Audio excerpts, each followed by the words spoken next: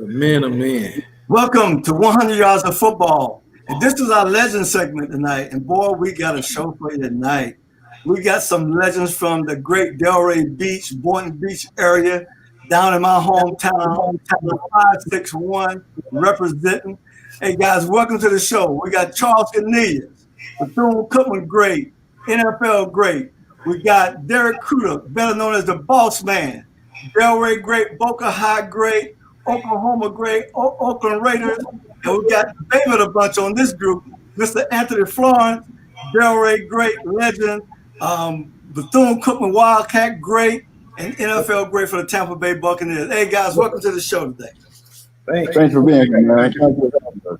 Now this show right here, it's just impressed upon me because, you know, in Delray, I'm proud of where I come from. You know, and I can't begin to tell you, and most of you guys know my story, how when I was a little kid watching Charles play, watching Anthony Penn play, and all that kind of stuff.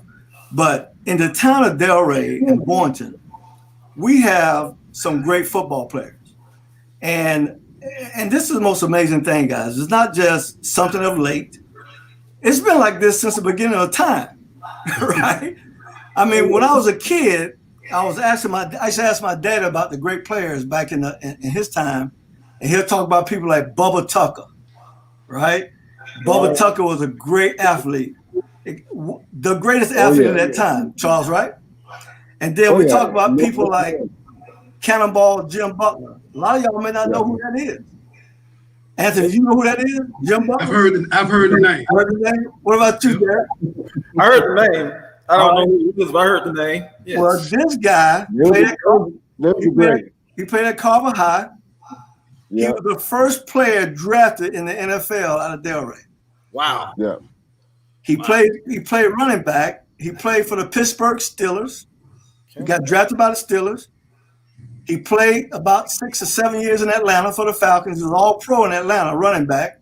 Wow. Because when I was a kid, I can remember being in the 12th grade and saying, man, that's my cousin. That's my cousin. Look at him. He was a great ball player, right? And lived here in Atlanta. He passed a few years ago.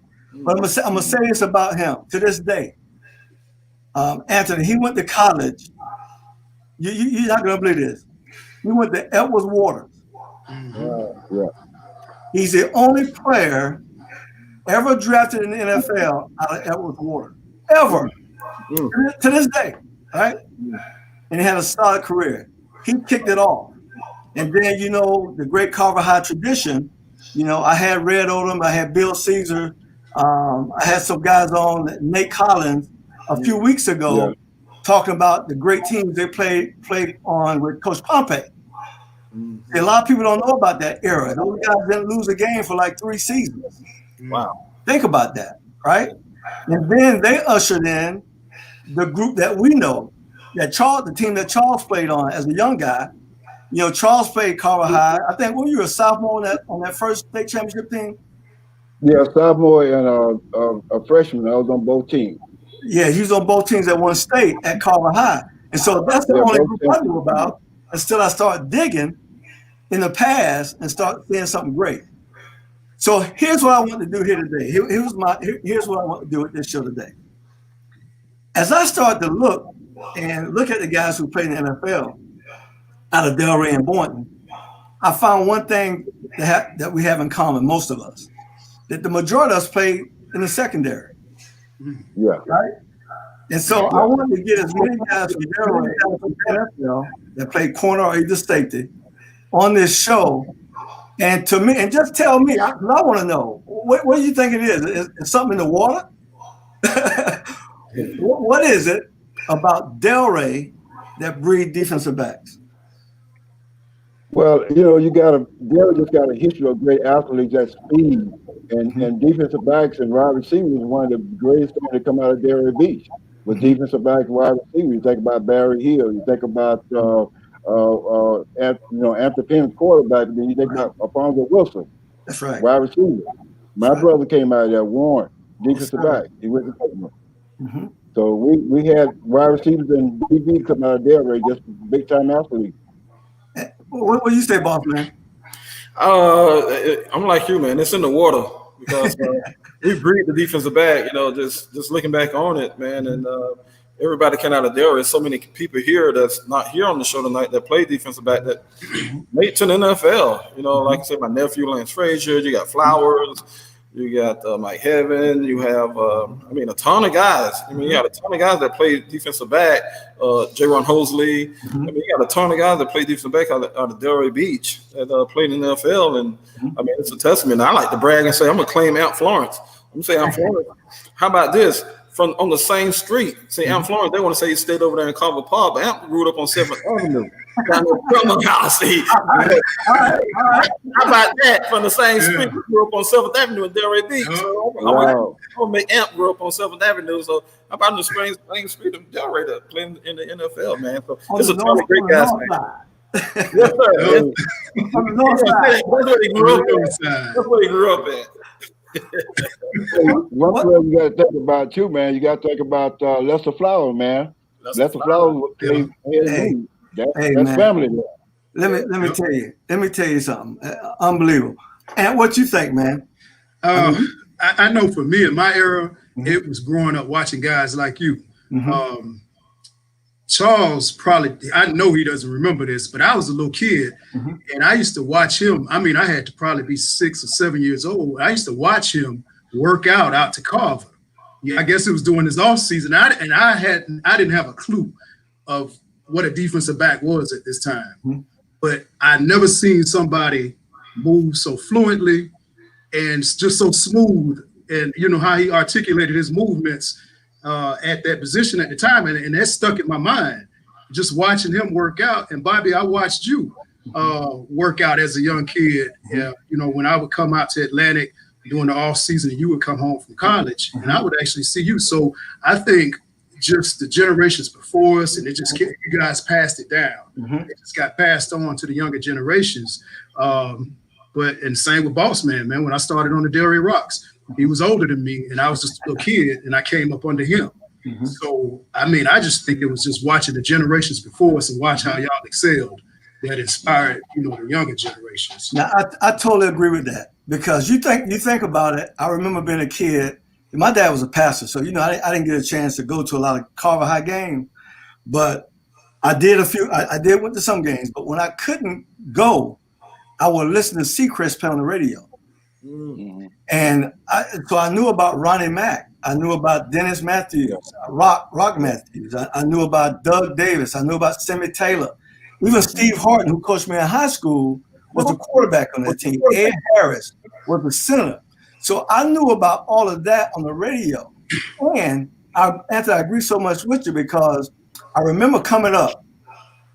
I always saw myself with the ball in my hand, right?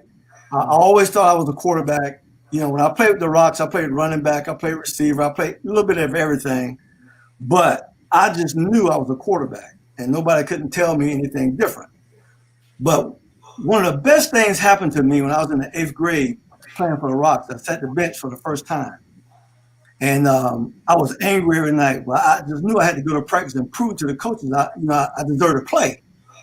And no matter what I did, they didn't see me, right? Now, I'm playing 130 for the first time, boss man. And so I'm playing with Toot Mitchell. I'm playing with guys older for the first time. Some guys 2 years older, like Bubba Brown. And as a matter of fact, I played behind Bubba Brown. But Red Odom every night would say to me, he said, Bobby, I need you to help us on defense. And I said, man, I don't want to do that. I'm an offensive player, right? I'm an offensive player. Then finally, it hit me. I'm not going to play. So, I need to go on defense. And here's what happened. I learned how to tackle. Now I'm in the 8th grade. The next year I come back, I'm the quarterback on the 130. We win the whole thing, boss man. But then in the 10th grade, I go to Atlantic, and I'm starting varsity at free safety, 130 pounds. Wow. Right? Soaking wet, 130 pounds. I'm the backup quarterback, but I'm starting free safety. And the next thing you know, 2 years later, nobody wanted me to go to college to play quarterback. Everybody recruited me to play defense. Wow.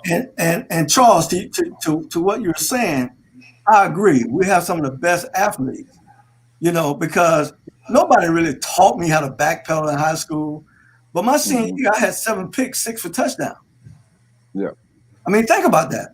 Wow. You know, if I touch him, I'm gonna be honest with you. The only reason I didn't score the 7th one, I was just too tired. I would have put them all in the end zone. So we all great athletes. Yeah. And then I want to say this too to you, Charles, because I really appreciate you for so many different reasons, right? Number one, just like Anthony was talking about, they all got a chance to work out with us, right? And I remember right before I went to the league, the time you spent with me and Delray working with me. I don't know if you remember that. We used to do 7-on-7, and you was teaching me things, right? You know, I can't put a value on what that meant to me and what that did for me, right, in my life. So I agree with you, Anthony, 100% on that, 100%. But guys, let me do this real quick. I want to do this. All right, so I went online, right? And you know, everybody talk about football in Palm Beach County. They want to talk about the boys in the muck, right? Now I love my friends from the muck, right? I ain't got nothing against them, right? But I looked at the list of NFL players they had to play DB. They got 5, right? All the NFL players that come from the muck, they only have 5 DB. I'm going to list every one of ours, right? The ones that I know. And I just found out one from Boss Man about 15 minutes ago. Barry Hill. Yeah. 6'3", 210 pounds, free safety, 5th round pick, the 1975 NFL draft by the Miami Dolphins out of Iowa University. Could be the best athlete out of all of us. Yes. He got injured early. He was a monster, right? Cornelius, 5'9", 185-pound cornerback, undrafted free agent in 1977 out of Bethune Cookman College. 8-year professional. Yes. Played with the Dolphins, the 49ers, played with Montreal Alouettes, and Ottawa Rough Riders. Then I came out, the third one, 5'11", 160. Now, I'm going to tell the truth since we're on the show. I put 155. But Anthony, when I came out of college, when I was drafted, I weighed 155 pounds. Wow. Right? 5'11", 155, cornerback, 1st round pick, 12 years in the league. Wow. Then this guy, some people forgot he's from here. Leonard Coleman. Yes, sir. 6'2", 200-pound cornerback, drafted in the 1st round out of Vanderbilt to the Indianapolis Colts. He was the 8th overall pick. Yes. He was the highest pick ever come out of there. Might have been in Palm Beach County. You know, I don't know where O.J. Anderson went. He probably went higher than that. But he played 6 years of pro ball out of Vanderbilt. Then Mike Evans out of Delray, 5'10", 180, drafted in the 4th round, 85 NFL draft by the Tampa Bay Buccaneers out of the University of Illinois. Derrick Crudup, the boss man, 6'2", 220 pounds. He's a monster, y'all. 6'2", 220 pounds, safety / running back in the NFL. 7th round pick in the 88 NFL draft by the Oakland Raiders out of the University of Oklahoma. 3-year pro. Anthony Florence, 6 feet, 185 pounds, corner, drafted in the 4th round in the 1989 NFL draft by the Tampa Bay Buccaneers. 3-year pro, Bucks, and the Cleveland Browns. Then we got Lance Frazier. I don't know if y'all even know who he is. 5'10", 183-pound cornerback, undrafted free agent, played for the Ravens, Cowboys, 3-year pro. Where did he go to college at, boss man? West Virginia. West Virginia, that's right. He went to West Virginia, right? Out of Delray. Out of Delray. And then we got Michael Monk, 6'2", 205-pound corner / safety, played at Atlantic, 1st round pick by the 49ers in 2002 NFL draft out of the U, University of Miami. And I think Mike played about 6 years in the league. Then we got these babies. I call them babies, right? All right. We got Brandon Flowers. You know, Brandon Flowers, 5'9", 187-pound cornerback, 2nd round pick of the Kansas City Chiefs in the 2008 NFL draft. He was an All-Pro in 2013 for the Chiefs. 6 years in Kansas City, 3 years with the San Diego Chargers. And you played with his brother at Carver High. His uncle, brother at Carver High, Lester Flowers. They call him Gopher. And then you got J-Ron Hosley, 3rd round pick of the New York Giants in 2012. NFL draft, 4 years with the New York Giants out of Virginia Tech. Him and both Brandon came out of Virginia Tech. And look, man, that's 10, 11 guys that, you know, it's amazing. You know, when you think about that, all these guys from Delray that got a chance to play DB in the league out of little Delray Beach. I mean that's all defensive back. All defensive back. Now we've got some guys. We got some offensive linemen. We got some defensive linemen that played. You know, you got Preston Parker, who was the wide receiver who played. You know, Preston Parker was a dog. Now I'm telling you right now, he's a great football player. He came from a great football family, the Parker family. Right. And that's another thing, man. We got some families in Delray that just from a tradition standpoint, they just breed athletes. And I don't know about y'all. I don't know who y'all play with, and Boss Man. I know the Parker family is one of those families. Yes. But I don't know of any family that's got athletes like the Cornelius family. That's true. We have them. Hey, man, let me tell you something. Now, we're a big family. as far as I go back, is Juan Cornelius. He played at Carver. Juan was a stud. And then we had Charles. And then we had, when I went to high school, you know, Gene was one of the best basketball players in the history of Atlantic High School. And then you had Tim Cornelius. He wouldn't play football. Yeah. I begged him to play football every year because I wanted to have somebody to coach. He's just a great basketball. He's a 6'10" high jumper as a 10th grader in high school, right? And then you talk about Timmy. Mike was a great basketball player before he passed on, right? Yeah. I mean, we can just and let me tell you, the monster in the room is Steve Cornelius. I played with Steve Cornelius, man. Steve Cornelius, man, one of the best athletes I ever played with in my whole life. He's a monster in the room. So just a tradition, man, of what we have, I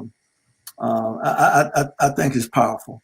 So, Ed, tell me about when you were growing up.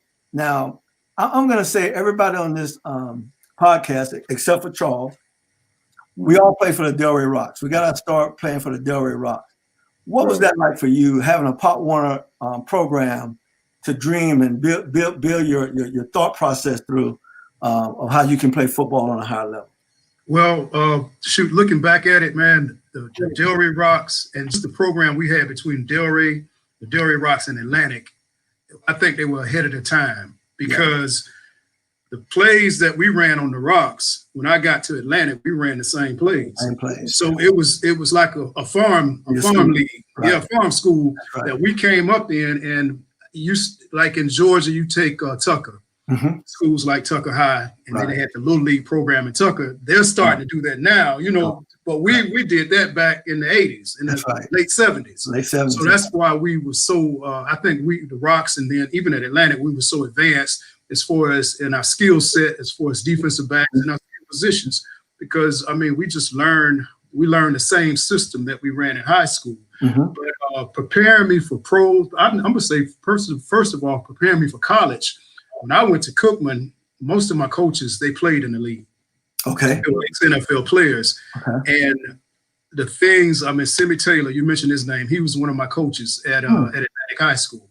And he coached the DBs. And the things that he taught us, we were already prepared to go to college. That's right. You know what I'm saying? We knew how to backpedal. We knew how to turn and run. So it just advanced us, and it gave us an upper hand going into college. And so the things that they were still trying to teach some guys, freshmen, we already knew, so we were prepared to play early. That's awesome. Yeah. That's awesome. And you know, it's funny, we all played early. Think about that. Yeah. Charles played early. Charles was on the Carver High team in the 9th grade and the 10th grade, man. Yeah. I mean, when you start talking about the guys on that team, Freddie Grice, Jerry Anderson, Ricky Grant, all those DBs, man. And you were the baby in the room. I got the picture, and I got this picture of the 1968, the first state championship team. I keep that picture in my phone. Everywhere I go. If I'm talking to somebody, hey, look, man, look at these guys right here. I'll tell you, these guys right here. And I always end like this, Charles. I say, see that little guy, number 12 right there? I say, he was a baby of the group. I say, he played professional football. You know, I mean, I'm so proud. And that was wild, man. Just the idea, man, of being up on them guys, man, who taught me, and I got the chance to go and play professional football. One of the things that got me was Barry Hill got drafted to the Dolphins and played with them. When the Dolphins drafted me and brought me in, Barry Hill pulled me aside and said, "Look, I'm gonna take my jersey because my knee hurt. I'm gonna retire, and I want you to wear my jersey with the Miami Dolphins." Wow, man, that's big. That's big right there. That's big right there, man. That's amazing. And you know, we talk about Barry Hill. That's another thing.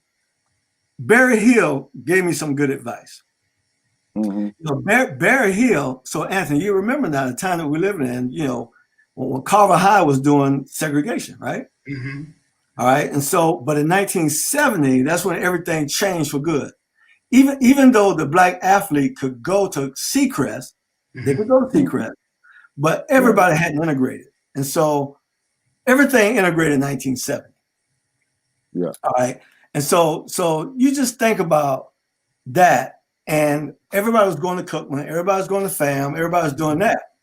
Well, I wanted to go to Cookman, and Barry Hill pulled me aside and said this to me.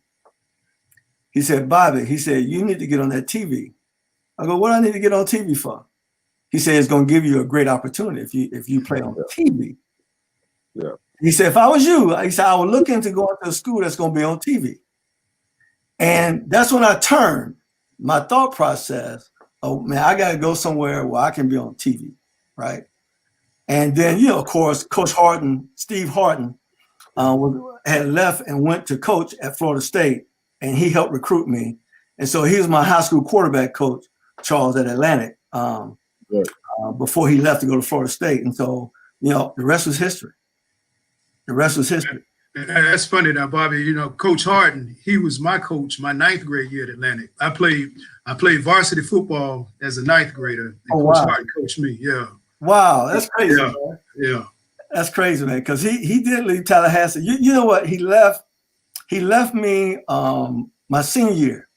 So he coached me 2 years in high school and left, and really ticked me off because really he was the guy I had the relationship with, right?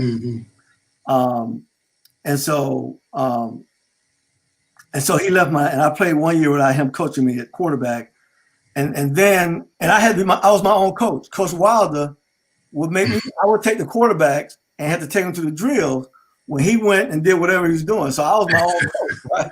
Right. You know, but he was the guy that really helped me and helped me get me to Tallahassee. And it worked out. You know, everything always worked out the way it's supposed to. Right. Can I tell you a little quick story? When I went to Cookman, my freshman year there, Cookman had basically about 50% of everybody who played football at Carver High School at Cookman. We won like 4 years in a row. We went undefeated we lost 2 games in a 4 year. Wow. But before I got ready, I was going to walk away from school after my freshman year. Randy Strong came to my dorm room and told me, "Say, if you're going to walk out, leave the school, you have to go through me." And I sat back in the bed. I said, "I'm not going through you. I'm going to play football." Right. Exactly. So, you know, he made a difference for me because he kept me in school. Right. That's Randy good. Strong. You see what I'm saying? That's what I'm talking about. Hey, let me tell you something, man. I don't know how much you know about him, Ant, but I used to be afraid of Randy Strong. Yeah.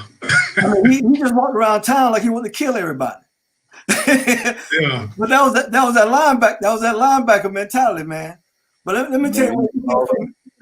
Charles, let me tell you what Randy Strong did for me. Like I say, you know, he didn't talk much. He just had this look on his face like he wanted to hit everybody. So when he got drafted out of Cookman to the Baltimore Colts, I was working out at Carver, just like we always do out there in the summer, right? At 4:00. And they instead of him playing linebacker, and they drafted him as a fullback. He hadn't played fullback since high school. And so I'm out there throwing balls. I'm like in the 9th, 10th grade, something like that, throwing balls. And every time we break the huddle, I throw him the ball. Like every time, because I don't want him to chew me out. I'm just going to throw him the ball. So, man, I had thrown the ball so much. He was so tired, man. He was bent over. He said, man, you can throw the ball to somebody else. I said, oh, okay. But just being able to being that presence, right, of those kind of guys, it lifted me up. And I know, and that's why it's so important to do shows like this now, is because I do know exactly what you said. That's really the key. You're looking up to those guys ahead, and you don't think much of yourself, but you go and play and do a good job, and then those kids behind you are looking up, right? Mm-hmm. I'm gonna tell you what got to me one time. It was just like, it just stunned me. So when I was a kid, I used to go outside and play and take a magic marker and put on my shirt number 10. I was Anthony Penn, right? When I go in the yard, I'd be throwing balls. Oh, yeah, I'm Anthony Penn. And so I was in high school, and there was a football game going on the south side of 4th Avenue, right by David Peelnam's house. I don't know if you know where David Peelnam used to live, right? And I'm watching these kids play. And all of a sudden, the kid started running. He started running, and he was running toward me, and he had number 11 on his shirt and had Butler on the back, my high school number. Yep. Wow. Man, I can't tell you what that did to me. I'm like, what? But it was no different than what I did having Penn number on my back, right? But when you're playing, you don't think that much about yourself like somebody else is. So even to this day, if I talk to high school kids who are playing really well, I say, those kids in middle school, those kids in elementary school, you are their stars. They're looking up to you. So make sure you're being a good example in front of them, right? Because those kids behind you will look up to the people that they can see and the people that they can touch. That's right. Yeah, because I look at, man, you guys, Bobby, man, you guys, Florence, you guys, man, Derrick, man, when I look back and see you guys coming up after me, it made me feel so great. Especially you, Bobby, when you up there with Atlanta, after the first round, that made me feel so good that's from my hometown. Right. He came after me. That's right. And that just made me feel good. I mean, that 8 years I played was great, but for you to play 12 out of Delray Beach, that was big time for me. I appreciate it. But hey, I couldn't have done it with all you guys. And that's the most amazing thing about all of us. We all touched everybody. Everybody in this room touched each other in some way, right? I used to, and you was young, so I really didn't get a chance to see you play a lot of rock ball. All right, but I got a chance to see Boss Man. I think on the 80-pound a little bit, and that's all I really got a chance to see you play. But I heard about you, right? And I'm still looking for some high school tape. I want to see you play quarterback. I got to see that because my boys tell me Boss Man was a monster in the room. Yeah, he was. I want to see you behind center, man. You gotta find some tape, man. I gotta see you play the game. Right? Man, I had a lot of tape, man. I don't know where it was all on that VHS stuff. Man, I'm looking for it, man. But really helped me, man, when I was in high school and growing up and playing for Galenas, Barry Hill. I played running back. Galenas, Bump Mitchell, Benny. I was a running back. Freshman, we had Ed Phillips, we had Cedric Johnson, we had a lot of guys. So I was like the third running back. I was on the 80, like the third running back. And we ran at the table. And I was number 30. And I thought I was Lawrence McCutcheon, played for the Rams. Running back, not running back. So, and after every game, Benny will come up to me and say, "Hey, you're gonna be my quarterback next 105." I was like, "Quarterback? I don't want to throw no halfback passes or nothing like that on the 80-pound, right?" I was the third guy. I was third in line. So got on the 105, man, and Benny put me quarterback. I started quarterback 2 years in a row with those guys, man. They ran at the table, man. When I got to high school, I played as a freshman. I played varsity as a freshman in high school. Tom Smith was starting quarterback, and I was the backup. So every game I got a little time, I got a little mop-up time and stuff. As a freshman at Boca, and Rob Montgomery was the coach, and that's probably my biggest guy, man. My biggest guy is Rob Montgomery. He was a guy that was real highly intelligent. He's a guy that was a college graduate. He was a guy that, took me under his wing. He went to FAMU. He was a guy that did everything right. He was handsome. He was charismatic. He was all the above. Everybody liked Rob Montgomery. And he was like 28 years old. He was a young cat. And he was my high school football coach, man. And that's what I want to be like. And he groomed me. I mess up in the cafeteria doing that Boca High, man. He'll come straight me. I'm late for class. He, write me passes. But he always was that guy that said, "No, you're doing the wrong thing. You're doing the wrong thing. I need you to come straight in there." And Barry Hill was there. Barry Hill was the guy and counselor there at the same time. He's our defensive coordinator, defensive back coach, and And my thing, man, I just played quarterback. I never played defensive back until I got to University of Florida. Never. I didn't play there. I didn't play at University of Florida. I transferred and went to Oklahoma. I refused to play. You want to move me to safety, and they thought, we got to walk on. We got to walk on. You know, and that walk on was Louis Oliver. But he wasn't a scholarship guy. And I said, I'd rather go play defensive back Oklahoma before I play for you. Right. That's what I did, man. So I went out to Oklahoma and had a good coach and had a great career. And like you had the same coach you had, and I went to Raiders with Jack Stanton. Jack Stanton, man.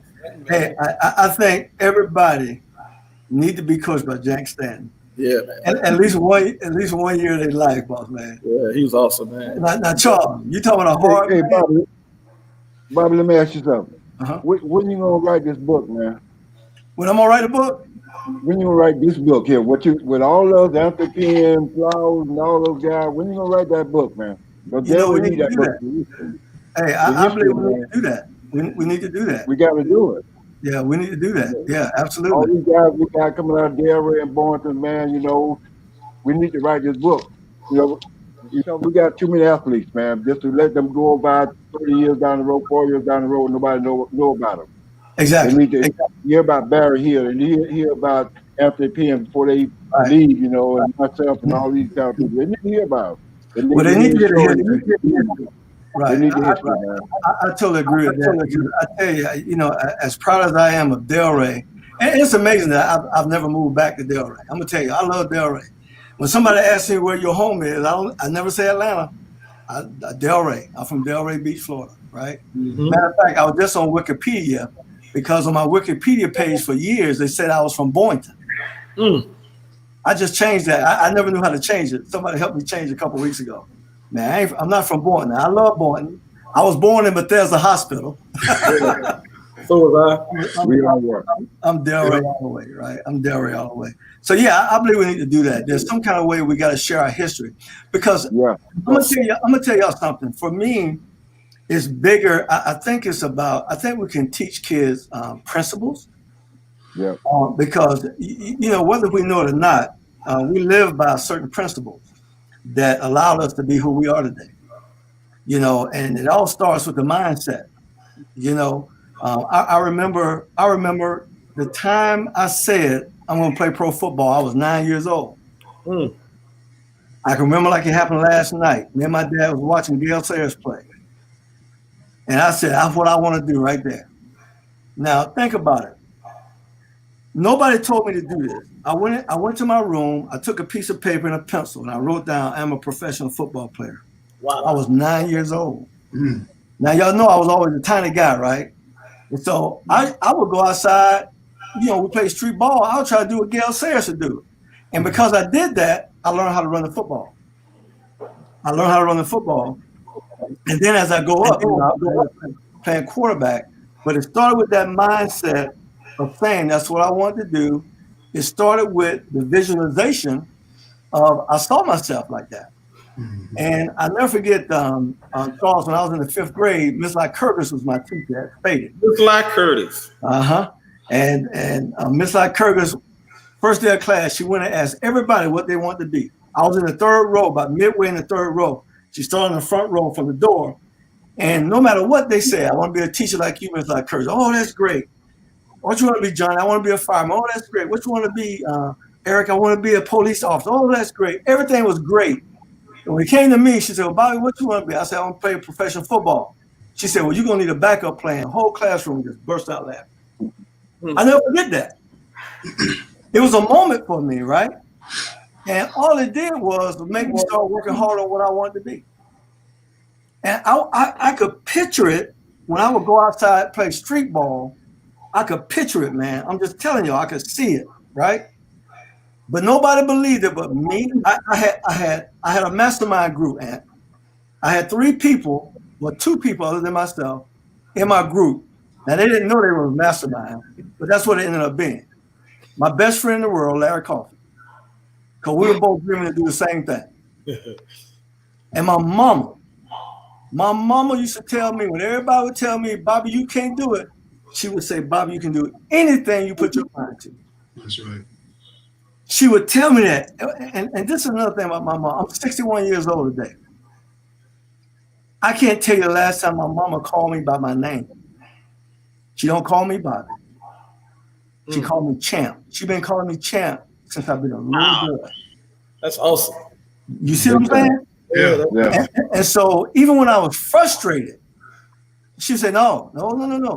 You can do this, right? You can do this. And so I'm just telling you right now. So all those things I had working in my, and then when we lived on 12th Avenue, we used to live in those duplexes on 12th, right? My best friend, Larry Coffey, they live on 13th and duplexes right behind me. Yeah. So I spent the majority of my time in Coach Coffey's home. Yeah, we all did. I'm just telling you, that wasn't nothing but football. Right. My dad was a preacher.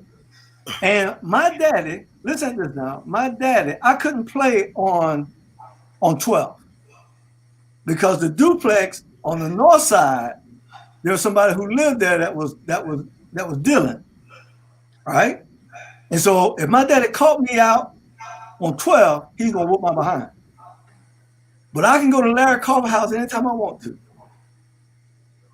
And that's where I spent most of my days, in Coach Coffey's house, watching Penn, Barry Hill, all of them come through the door, Greg Dawson come through the door, and I'm just like living a dream, man.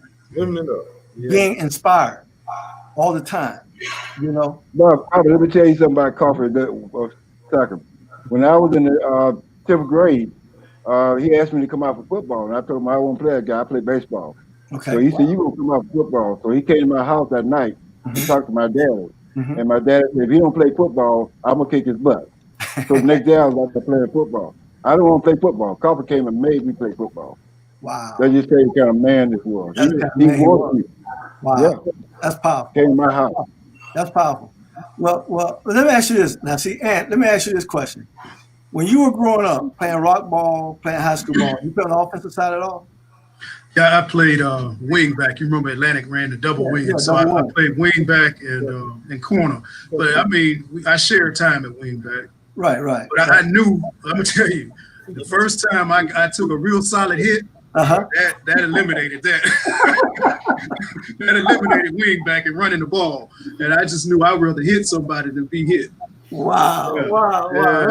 Well, you know, it's amazing. All of us in here, because Charles was a great running back. A lot of people don't know that.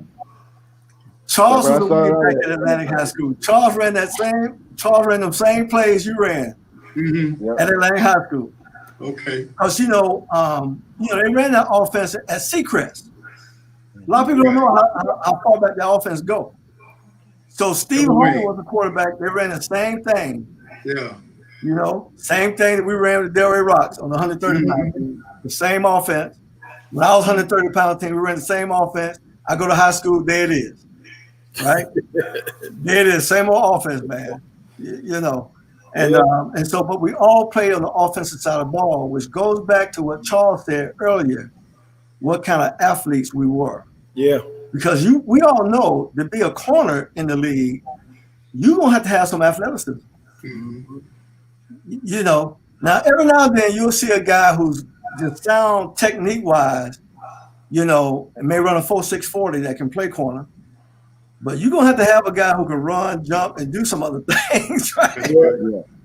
You, especially if you're 5'9", 5'10", 5'11", you know, those receivers 6'3", 6'4", you know.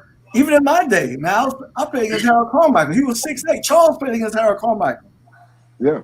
You know, matter of fact, I got a picture over there right now. Butler Run, Harold Carmichael. He's 6'8", I'm 5'11". 6'8" Harold Carmichael. Wow. Think about that. It doesn't make sense. Kenny Burroughs, Houston Oilers. Yeah. 6'5". Yeah. Him and Harold Carmichael played at the same high school together. Wow. Kenny Burroughs was a quarterback. Harold was a receiver. Wow. Jacksonville running. But hey, it came with the territory. But here's the thing. Here's the thing. He went against Harold Carmichael. I play bump. Throw it up. I'm gonna get there for. He's 6'8". He could not jump me. I had the vertical. And listen, I'm tell you something. I believe in my vertical. And let me tell you where I developed my vertical. You know, Anthony, you guys, you young guys, y'all got training. Y'all have plyometric training. Y'all got all this kind of training, right? I got my jumping ability out of the pool in Pompey Park.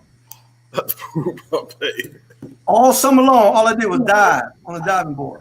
Hey, listen, I'm gonna tell y'all something. I was the best diver in my age group in the city of Delray Beach as a kid. Wow. I used to walk to the pool. We used to call it the white pool on the beach.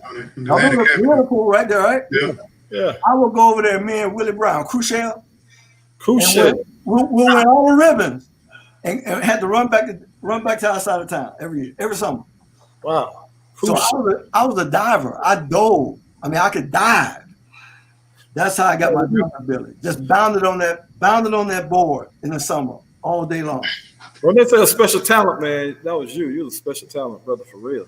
Well, I appreciate it, but yeah, like so you were light, but you were long, man. You know, you had that length. You got that length. You got long arms, long legs. You got length. You know that. Well, you know everything the corner need. You know to play that. You gotta have it, but you know one of the things I will say about corner, and I'm still learning some things, Charles. You know, because I've been talking to guys because you know I love bump and run, right? And I learned how to play it. But when I talk to other pros, they play it a little different. Yeah. What I found out is got to do with your length, like you talk about, your size, you know, and it will make you play it different than other guys. Right. Because it's not no one way. But I will say this about bump and run. You better put your hands on somebody. That's right. When I see those kids playing today, they get up in a bump position, they bailing. I just do like this. I said, you don't complete the pass. I know the pass completed because ain't nobody laying hands on nobody. Yeah. You turn around. Do y'all agree with that? Yeah, I definitely agree. Yeah, man, you got my hands on them. And I'm gonna tell you another thing that really helped me. And I don't know how you guys were with this when y'all played, but I was in Cannonball's club. He had a jazz club on the south side of Atlanta, Charles.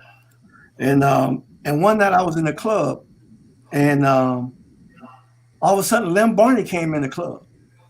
Right, the great cornerback. I mean, he was the Dion of that time, right? And man, I was like starstruck, right? And I'm playing at the time. And so Cannonball introduced me to him. He said, man, I've been watching you play. He said, man, I like the way you cover. I was like, Lem Barney, like the way man, wow. So then he said this.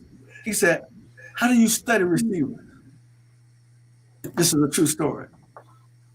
I looked at him. I said, I don't study. He cursed me out like I was his son. Took me in the back office and broke this thing down to me. Changed my life.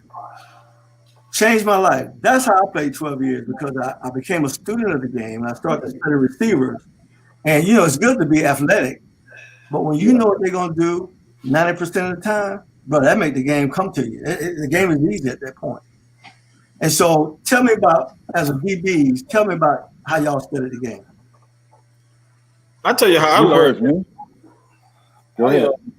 I played when I didn't know anything. I played corner in Oklahoma. When I was 6'2", I was 15-pound corner. It was a running conference, so the receivers come out there and try to stop block you. So I just stop block, get rid of them, and make the tackle. Right. Every time we played Miami, they were going to bomb us away on us. But when I learned, I got to the Raiders. You know, we had Mike Haynes down his 13th season. Yes, sir. Then Running Light came over, and they was like, this guy in the 13th year, he asked a question like he was a rookie. And he always got his book. He going through stuff, and he gonna, you watch that film over and over and over and over from 8 to 1. You're gonna watch that film, and after that, you're gonna watch that film over and over and over. And they go by how they stance. His left foot up, his right foot up. He's on top of the numbers, he's on the bottom of the numbers. Little stuff like that. Give away the route.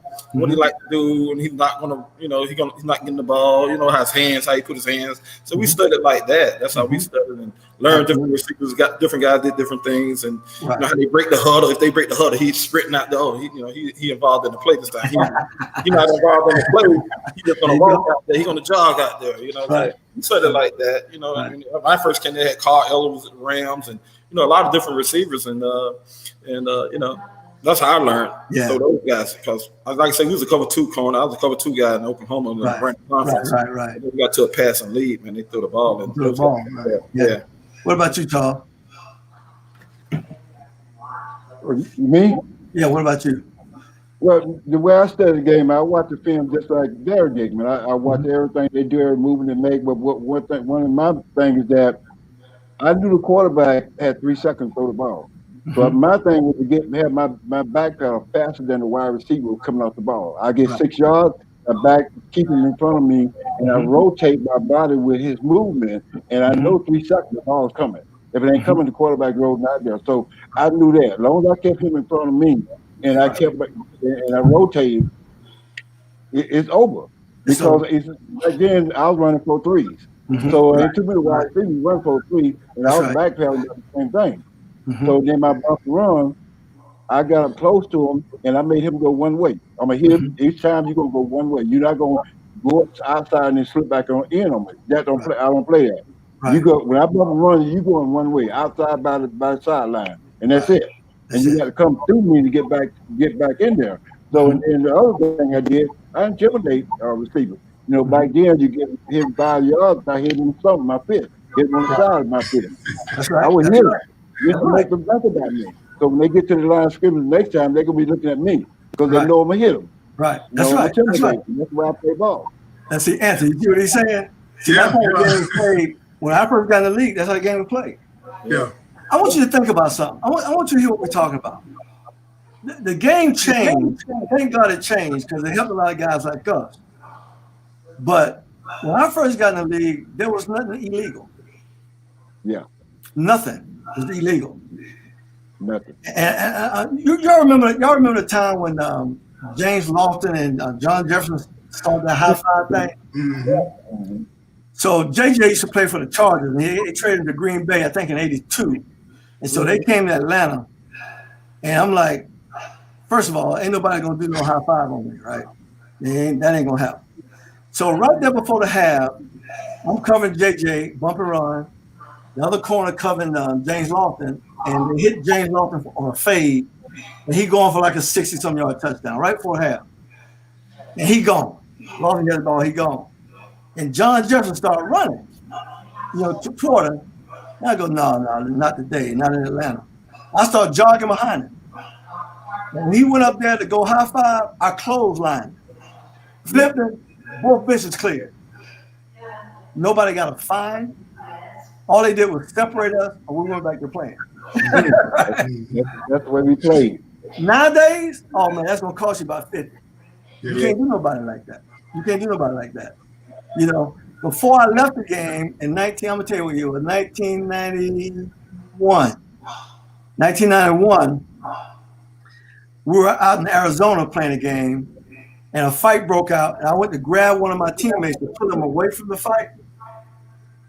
That week, I got this letter from the league office. I got a $1,500 fine for standing in the fighting area. I ain't swearing nobody. I was trying to break it up, and I got a fine. So the league went from violent to not so violent, right? And I'm gonna be honest with you. I don't know how guys play today, man, with all this helmet, and I don't know how you do it, man. It's just a different day. It's just a different day. How you tackle with your head? Exactly. I don't know. It's just different, man. It's just different. So, but anyway, that's how it is. But listen, man, guys, thanks for being on the show, man. We can sit here and talk all day. Hey, I love you guys. Appreciate every one of you guys. You guys mean a lot to me, mean the world to me. And we'll do something like this again in the future. All right? Well, guys, that's our show. Welcome to 100 Yards of Football. This was our legend segment. We got our great from Delray Beach, our Hall of Fame. All right. TVs. Thank you, Anthony Florence, Charles Cornelius, Derrick Crudup, and your host, Bobby Butler. It's been a blast. Thank you. Amen. Thank you.